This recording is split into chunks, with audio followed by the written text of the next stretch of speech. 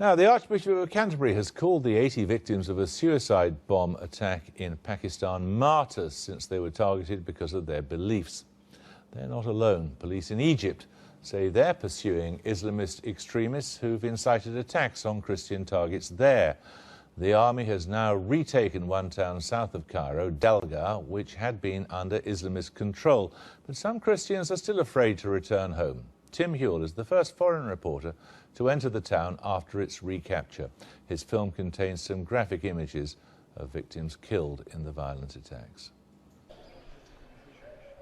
1,600 years of Christian history reduced to a blackened ruin. This is what's left of the monastery of the Virgin Mary and St. Abraham in the town of Delga after a Muslim mob attacked it last month. In the morning of 14 of August, thousands of people gathered in the front of the main door, and they were calling for jihad. They broken through the main door and they entered here the monastery. They go to everywhere here and they stolen everything in the churches or the buildings, and also they when they finished stealing, they burned the place here. Christians here say it was revenge for the Coptic Church's support for the overthrow of Egypt's elected Islamist government. Payback for the killing of hundreds of Islamists by the police. Relations between Christians and Muslims here have often been uneasy, but the upheavals of the last 2 years, both in Egypt and elsewhere in the Middle East, have now led to a much deeper fracturing of society that many feel won't easily be repaired. A horrifying video shows the body of one Christian from Delga, a local barber, killed and later reportedly dragged through the streets behind a tractor. The victim's cousin, a lawyer, has now fled to Cairo, fearing the same fate. They attacked his house. He tried to defend himself. They killed him inside the house. They dragged his body out. They stole everything in his house, and mine.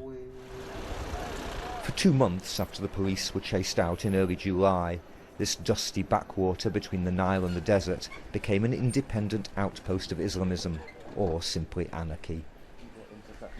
Christians like this farm worker who fled with his family to live on a building site in a nearby village describe a climate of intimidation where they were robbed or forced to pay protection money.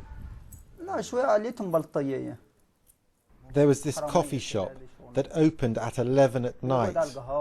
All the thieves and thugs went there, and afterwards they roamed around, opening whatever doors they could or jumping over walls. If they found any of your belongings, they took them. Another refugee, also too scared to show his face, says the criminals had political backing, though he's got no proof. The thugs in the town were supported by the Muslim Brotherhood. They were giving them weapons and money because it was in their interests to loot our houses and spread chaos. Now, order's been restored. Troops and police recaptured Delga with little resistance last week, making a series of arrests and confiscating guns. But their job's not over yet. Suddenly there's an alert, and we're off with police special forces on the trail of more armed arsonists or looters. They stake out a house. There's distant gunfire. And soon another suspect has been rounded up for questioning. The state's finally stamped its authority on this town, trying to prove there's nowhere in Egypt where its writ doesn't run. But the crackdown may simply provoke a violent insurgency that'll rumble on for many years. Today, though, it's mainly donkey carts that are rumbling on. One man gives the four-finger salute that symbolises Islamist opposition to the new military-backed authorities, but you'll find no Brotherhood representatives here now. Those suspected of inciting violence against Christians have fled or melted back into the crowd, and prominent Muslims here deny the Brotherhood or anyone else organised the attacks. They were thieves stealing for their own benefits. They didn't have any other motive. No one was supporting them.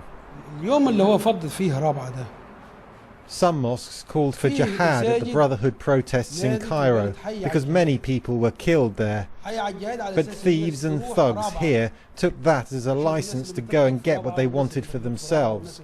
So the message was misunderstood. We've always lived in harmony with the Christians and we work together.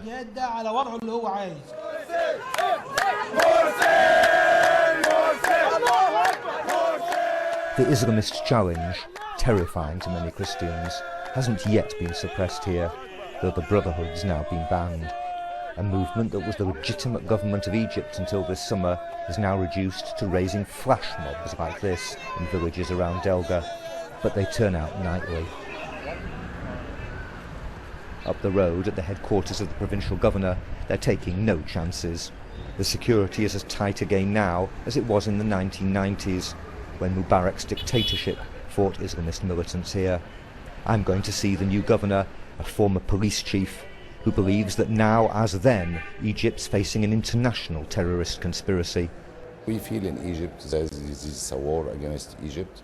The big organization outside, the strategy come from outside, use these local people by giving them money, by giving them weapons. The fanatics use this area because there is no education, there is no money, there is no jobs. They try to push that by very fanatic principles. They make big problems between some of the Christian and some of the Muslims. Christians, a third of the population in this province, have long lived side by side with their Muslim neighbours. Poverty unites them. Illiteracy here is almost 50%. Even after weeks of living out of bags and baskets, the Christians who fled Delga are refusing to go home. The police didn't protect them when the violence started here, and may not protect them now from a further round of revenge. The government and the police, they are saying it is safe, but they will not stay in Delga forever. And the gangs are saying that as soon as they leave, there will be retaliation. Back in Delga, they say it'll take years to rebuild the monastery, just one of the dozens of churches attacked in Egypt in recent weeks. Well, that was Tim Hewell. We had hoped to speak to the Muslim Brotherhood, but we can't do so tonight.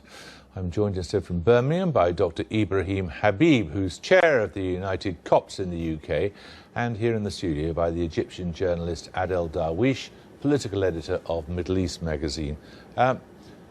Ibrahim Habib, how frightened are Christians in Egypt? Oh, thank you, Jeremy. The Christians had years of threats, intimidation, coercion, and killing, which went unpunished for years. And there was a culture of impunity. Anwar Sadat, of course, announced that Egypt is an Islamic country. He is the leader of Islamic country. Since then, the Islamists felt that they have the upper hand. Then came Hosni Mubarak, and during his time, he kept a tight rein on the Islamists, but he overlooked their attacks on Christians. There is a long history of fear. There is a long history of intimidation. And really, there is a culture of persecuting Christians by, I'm not saying by the all of the Muslim population, of course not. There is even a new organization here in England, which is the committee, Egyptian Committee for the Defense of the Secular State, including Muslims and Christians. I'm part of it. And I'm a deputy of the Coptic Union of the Coptic Organization in Europe. Right. Okay. There is actually the fear from the Islamists comes in the societies where there is poverty and where there is ignorance as well. Thank you. Just let me just bring in Adel Darwish here, if you don't mind.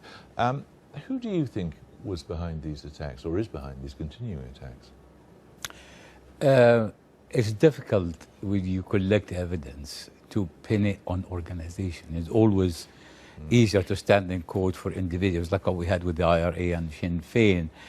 But circumstantial evidence, I mean, the Muslim Brotherhood had not really come out when they decided to become a political party.